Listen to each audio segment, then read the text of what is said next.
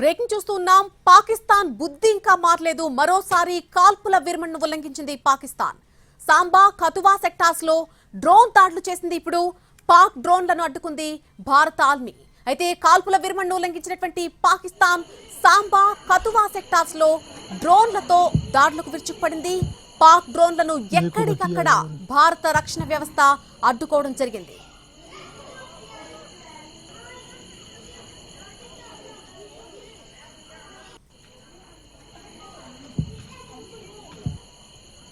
देखो भर्ती आए और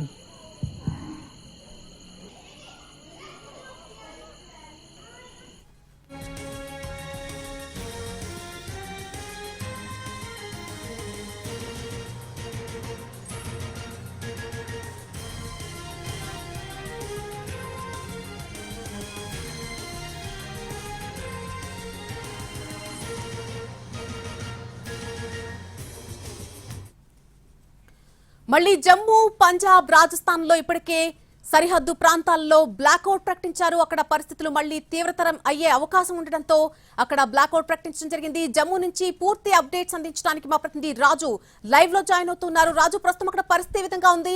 మళ్లీ పాక్ తన వక్రబుద్ధిని చూపించడం జరిగింది. కాల్పుల విరమణకు మరోసారి ఉల్లంఘన చేసింది. సో ఇప్పుడు ప్రస్తుతం అక్కడ పరిస్థితి ఏంటి? ఎస్ నళిని, నిజంగా చెప్పాలంటే ఒకవైపు సీజ్ ఫైర్ ఒప్పందం కొనసాగుతుంది, ఎవరికి ఎటువంటి టెన్షన్ లేదనుకున్నారు. కానీ ఇంతలోనే పాక్ మాత్రం తన వక్రబుద్ధిని చూపిస్తూనే ఉంది.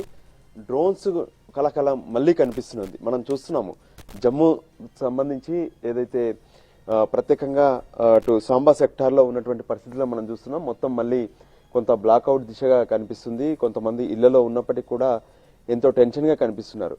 ఏ విధంగానైతే శనివారం నాడు తీసుకున్నటువంటి నిర్ణయం తర్వాత ఇక ఎక్కడా ఎటువంటి టెన్షన్ ఉండదు. ఖచ్చితంగా ఈ కాల్పుల విరమణ సంబంధించినటువంటి నిర్ణయాన్ని రెండు దేశాలు ఖచ్చితంగా ఫాలో అవుతాయి అనుకున్నారు. కానీ పాక్ విషయంలో మాత్రం ఈ పరిస్థితి పూర్తిగా డిఫరెన్స్ గా కనిపిస్తుంది. ఒకవైపు డీజీఎంఓలు అంటే director of general military operations స్వయంగా హాట్ లైన్ లో మాట్లాడుకున్నారు. ఇక మనం ఒక్క బుల్లెట్ కూడా వెయ్యొద్దు అనేటువంటి నిర్ణయాన్ని తీసుకున్నారు. పాకిస్తాన్ సైతం డీజీఎంఓ పాకిస్తాన్ నుంచి ఎవరైతే అటెండ్ అయ్యారో ఆయన కూడా రెండు దేశాల మధ్య ఒక్క బుల్లెట్ కూడా ఇక వదలడానికి వీల్లేదు, శాంతియుతంగా ఉండాలనేటువంటి ఆలోచన ఆయన ప్రకటించారు. కానీ ఒకవైపు మాటల్లో మాత్రం మేము ఒక్క బుల్లెట్ కూడా వేయమని చెప్పారు. అదే సమయంలో పాకిస్తాన్ కు సంబంధించినటువంటి డ్రోన్స్ ఒకవైపు సాంబా సెక్టార్ తో పాటు మరికొన్ని ప్రదేశాల్లో ఆ డ్రోన్స్ కనిపిస్తున్నాయి. ఇప్పటికే ఎయిర్ డిఫెన్స్ సిస్టమ్ యాక్టివేట్ చేశారు. ఏ క్షణానైనా సరే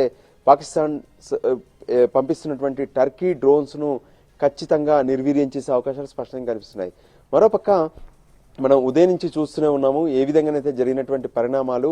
శనివారం తర్వాత 12వ తేదీన 12 గంటలకు రెండు దేశాలకు సంబంధించినటువంటి డీజీఎంఓస్ గా మీటింగ్ జరుగుతుందన్నారు. 12 గంటలకు ఆ మీటింగ్ జరగలేదు, సాయంత్రం 5 గంటలకు జరిగింది. 5 గంటల అంటే ముందే ప్రధానమంత్రి నరేంద్ర మోడీ, రక్షణ శాఖ మంత్రి రాజ్నాథ్ సింగ్ తో పాటు ఇతర ఏ విధంగానైతే భారత జాతీయ రక్షణ సలహాదారుడుగా ఉన్నటువంటి అజిత్ దోవల్ తో పాటు త్రివిధ దళాలతో కూడా ప్రత్యేకంగా భేటీ అయ్యారు. ఆ సందర్భంగానే ఒకే అంశాన్ని స్పష్టం చేశారు. అంటే మనం పాకిస్తాన్ తో యుద్ధం చేయడానికి సిద్ధంగా లేం, అదే సమయంలో ఉగ్రవాదం విషయంలో మాత్రం ఎక్కడా కాంప్రమైజ్ కావద్దు. పాకిస్తాన్ ఒక బుల్లెట్ వేస్తే ఖచ్చితంగా మిసైల్ తో దాడి చేయాల్సినటువంటి అవసరం ఉందనే విషయాన్ని కూడా ఆయన రివ్యూలో స్పష్టం చేశారు. ఆ తర్వాత 8 గంటలకు భారత జాతిని ఉద్దేశించి ప్రధానమంత్రి నరేంద్ర మోడీ తను ప్రసంగించారు. ఆ సందర్భంగా కూడా కొన్ని విషయాలను స్పష్టంగా చెప్పారు.